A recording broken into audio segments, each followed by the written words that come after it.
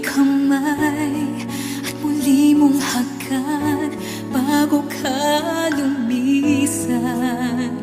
Maaari bang sabihin muli na ako lang ang iyong mahal at wala nang ibang hahadlang sa ating pagmamahalan?